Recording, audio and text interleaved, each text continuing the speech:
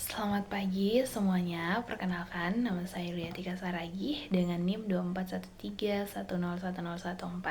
Saya dari program studi Matematika Universitas Pendidikan Ganesha. Pada kesempatan kali ini, saya akan mempresentasikan tugas akhir mata kuliah metode penelitian mengenai struktur proposal penelitian. Melalui presentasi ini, saya akan menjelaskan komponen-komponen penting dalam penyusunan proposal penelitian, mulai dari penentuan judul hingga tata tulis yang benar. Baik, untuk memulai pembahasan, mari kita lihat terlebih dahulu apa saja sih komponen utama dalam sebuah proposal penelitian. Nah, pada slide ini ditampilkan 11 komponen utama yang harus ada dalam sebuah proposal penelitian. Komponen tersebut terdiri atas judul penelitian, latar belakang, identifikasi masalah, batasan masalah, rumusan masalah, tujuan penelitian, manfaat penelitian, kajian teori, metode penelitian, daftar pustaka, dan tata tulis. Semua bagian ini saling berkaitan dan disusun secara berurutan. Apabila ada salah satu bagian tidak dibuat dengan baik, maka kualitas proposal penelitian juga akan berkurang. Nah, selanjutnya kita akan mulai dari bagian pertama, yaitu judul penelitian. Judul penelitian merupakan bagian pertama yang akan dibaca oleh pembaca, sehingga harus mampu menggambarkan isi penelitian secara singkat dan jelas. Judul yang baik memiliki beberapa karakteristik. Pertama, judul harus singkat, spesifik, dan mudah dipahami. Kedua, judul harus mencerminkan keseluruhan isi penelitian. Selain itu, judul sebaiknya memuat variabel yang diteliti, mulai dari subjek atau objek penelitian, dan bila diperlukan juga lokasi penelitian. Umumnya panjang judul berkisar antara 12 sampai 20 ke atas sehingga tidak terlalu panjang maupun terlalu pendek. Pada slide ini terdapat contoh judul yang kurang baik dan judul yang sudah memenuhi kaidah penelitian. Contoh pertama adalah analisis pengaruh media sosial terhadap anak muda zaman sekarang di Jakarta. Judul ini masih kurang baik karena menggunakan istilah anak muda dan zaman sekarang yang sifatnya terlalu umum sehingga objek penelitian belum jelas. Sebaliknya, contoh judul kuantitatif yaitu pengaruh intensitas penggunaan Instagram terhadap perilaku konsumtif mahasiswa Universitas X. Ini sudah jauh lebih baik. Hal ini karena variabel bebasnya yaitu intensitas penggunaan Instagram. Variabel terikatnya yaitu perilaku konsumtif. Serta subjek penelitiannya yaitu mahasiswa Universitas X sudah dijelaskan secara spesifik. Kemudian pada contoh penelitian kualitatif yaitu strategi komunikasi pemasaran digital UMKM sektor kuliner di Kota Bandung dalam menghadapi krisis. Fokus penelitiannya, objek, dan lokasi penelitian juga sudah terlihat dengan jelas. Nah, setelah menentukan judul penelitian, langkah berikutnya adalah menjelaskan alasan mengapa penelitian tersebut perlu dilakukan. Alasan inilah yang dituangkan pada bagian latar belakang. Di sini, latar belakang merupakan dasar pemikiran yang menjelaskan mengapa suatu penelitian penting untuk dilakukan. Pada bagian ini, peneliti biasanya menjelaskan kondisi ideal yang diharapkan, kemudian membandingkan dengan kondisi nyata yang terjadi di lapangan. Perbedaan antara kondisi ideal dan kondisi nyata inilah yang disebut sebagai kesenjangan atau gap penelitian. Melalui penjelasan tersebut, pembaca dapat memahami mengapa suatu penelitian perlu dilakukan dan apa urgensinya. Supaya konsep ini lebih mudah dipahami, mari kita lihat contoh penyusunan latar belakang pada slide berikut. Contoh yang digunakan adalah penelitian mengenai sampah plastik.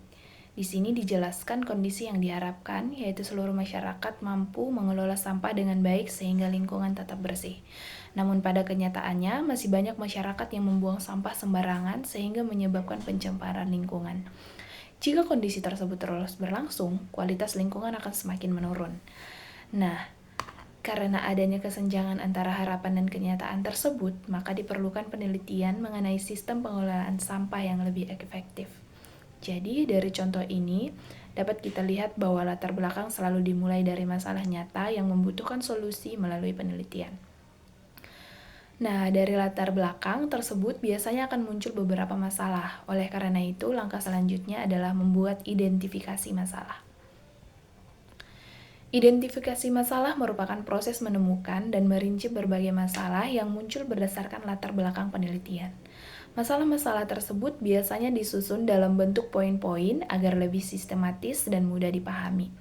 Hal yang perlu diperhatikan adalah setiap masalah harus benar-benar berasal dari latar belakang yang telah dijelaskan sebelumnya dan memiliki hubungan langsung dengan penelitian. Agar lebih jelas, mari kita lihat contoh identifikasi masalah berikut ini. Contoh identifikasi masalah, misalnya penelitian mengenai perpustakaan digital. Dari latar belakang yang telah dibuat, ditemukan beberapa permasalahan, yaitu minat membaca mahasiswa masih rendah, koleksi buku digital belum lengkap, sistem pencarian buku masih lambat, serta belum tersedia aplikasi berbasis mobile. Semua poin tersebut merupakan masalah yang ditemukan di lapangan. Namun, tentu saja tidak semua masalah tersebut harus diteliti sekaligus. Oleh karena itu, peneliti perlu menentukan batasan masalah agar penelitian tetap fokus. Nah, di sini selanjutnya batasan masalah. Batasan masalah berfungsi untuk mempersempit lingkup penelitian sehingga penelitian tidak melebar ke berbagai arah. Pembatasan ini dapat dilakukan berdasarkan lokasi penelitian, waktu penelitian, jumlah data yang digunakan, metode penelitian, maupun variabel yang diteliti. Dengan adanya batasan masalah, penelitian menjadi lebih terarah dan lebih mudah diselesaikan. Supaya lebih mudah dipahami, mari kita lihat contoh penerapan batasan masalah berikut ini. Sebagai contoh, penelitian mengenai prestasi belajar. Peneliti membatasi responden hanya mahasiswa semester 6, kemudian data yang digunakan hanya berasal dari tahun 2025. Selain itu, metode analisis yang digunakan hanya regresi linear. Melalui pembatasan tersebut, penelitian menjadi lebih fokus sehingga tujuan penelitian lebih mudah dicapai. Setelah ruang lingkup penelitian ditentukan, langkah berikutnya adalah menyusun rumusan masalah. Rumusan masalah merupakan pertanyaan penelitian yang nantinya akan dijawab melalui proses penelitian. Karena berbentuk pertanyaan, maka rumusan masalah harus ditulis dengan jelas, spesifik, serta dapat dijawab menggunakan data penelitian. Rumusan masalah menjadi pedoman utama selama proses penelitian berlangsung. Berikut merupakan contoh rumusan masalah yang baik. Contoh yang pertama yaitu bagaimana tingkat kepuasan mahasiswa terhadap layanan perpustakaan digital. Kemudian contoh kedua adalah faktor apa saja yang mempengaruhi kepuasan mahasiswa. Kedua pertanyaan tersebut sudah jelas, spesifik, dan dapat dijawab melalui proses penelitian. Nah, apabila rumusan masalah sudah dibuat, maka selanjutnya kita menentukan tujuan penelitian. Tujuan penelitian merupakan hasil yang ingin dicapai setelah penelitian selesai dilakukan. Tujuan penelitian disusun berdasarkan rumusan masalah. Artinya, setiap rumusan masalah harus memiliki tujuan penelitian yang sesuai. Dalam penyusunannya, biasanya digunakan kata kerja operasional seperti mengetahui, menganalisis, mengidentifikasi, mengevaluasi, maupun mengembangkan. Hubungan antara rumusan masalah dan tujuan penelitian dapat kita lihat pada contoh berikut ini. Apabila rumusan masalah adalah bagaimana tingkat kepuasan mahasiswa terhadap layanan perpustakaan digital, maka tujuan penelitiannya menjadi mengetahui tingkat kepuasan mahasiswa terhadap layanan perpustakaan digital. Dari contoh tersebut, terlihat bahwa tujuan penelitian sebenarnya merupakan jawaban yang ingin diperoleh dari rumusan masalah. Selain tujuan, proposal penelitian juga harus menjelaskan manfaat yang akan diperoleh dari hasil penelitian tersebut. Nah, di sini manfaat penelitian. Manfaat penelitian menjelaskan kontribusi yang diberikan oleh hasil penelitian. Secara umum, manfaat penelitian dibagi menjadi dua, yaitu manfaat teoritis dan manfaat praktis. Manfaat teoritis berkaitan dengan perkembangan ilmu pengetahuan, sedangkan manfaat praktis berkaitan dengan manfaat yang dapat dirasakan oleh masyarakat, pemerintah, sekolah, perusahaan, ataupun pihak lain yang berkaitan dengan penelitian. Untuk membedakan keduanya, mari kita lihat contoh berikut ini. Ada manfaat teoritis, penelitian mengenai metode Sarima dan Sarimax dapat memperkaya referensi mengenai metode peramalan deret waktu sehingga dapat digunakan oleh peneliti berikutnya. Sedangkan pada manfaat praktis, penelitian mengenai sistem prediksi banjir dapat membantu pemerintah menentukan daerah yang perlu mendapat perhatian lebih cepat ketika musim hujan. Jadi dapat disimpulkan bahwa manfaat teoritis berkontribusi terhadap perkembangan ilmu pengetahuan, sedangkan manfaat praktis memberikan manfaat secara langsung kepada pengguna hasil penelitian. Selanjutnya, kita masuk ke bagian kajian teori yang menjadi landasan dalam penelitian. Kajian teori merupakan kumpulan teori, konsep, hasil penelitian terdahulu, serta pendapat para ahli yang menjadi dasar dalam penelitian. Semua teori yang digunakan harus berasal dari sumber yang terpercaya, seperti buku maupun jurnal ilmiah. Selain itu, teori yang dipilih harus relevan dengan topik penelitian dan tidak hanya disalin begitu saja, tetapi juga dijelaskan keterkaitannya dengan penelitian. Sebagai contoh, apabila penelitian membahas metode Sarima, maka kajian teori perlu menjelaskan konsep deret waktu, stasioner data, model ARIMA, model Sarima, evaluasi peramalan menggunakan RMSE, MAE, dan MAPE, serta penelitian-penelitian terdahulu yang berkaitan. Dengan demikian, pembaca memperoleh gambaran mengenai dasar teori yang digunakan sebelum masuk ke proses penelitian.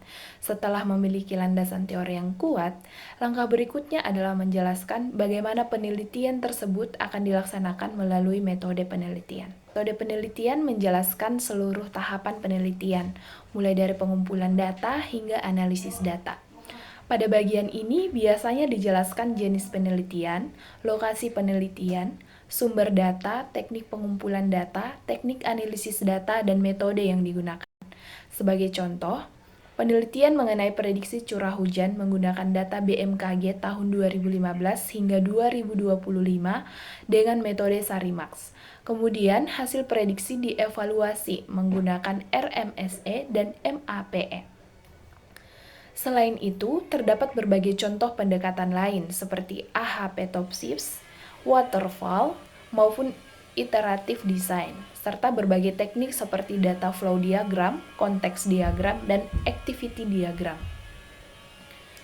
Pemilihan metode tentu harus disesuaikan dengan tujuan dan karakteristik penelitian yang dilakukan. Setelah seluruh isi proposal selesai disusun, bagian berikutnya yang perlu diperhatikan adalah daftar pustaka. Daftar pustaka berisi seluruh sumber referensi yang digunakan dalam penyusunan proposal penelitian. Perlu diingat bahwa hanya sumber yang benar-benar dikutip di dalam proposal yang boleh dimasukkan ke daftar pustaka. Penulisannya juga harus mengikuti format tertentu, misalnya APA style, disusun secara alfabetis dan konsisten. Nah, terakhir kita akan membahas mengenai tata tulis dalam penyusunan karya ilmiah. Tata tulis merupakan aturan penulisan karya ilmiah agar proposal memiliki bentuk yang rapi dan mudah dipahami.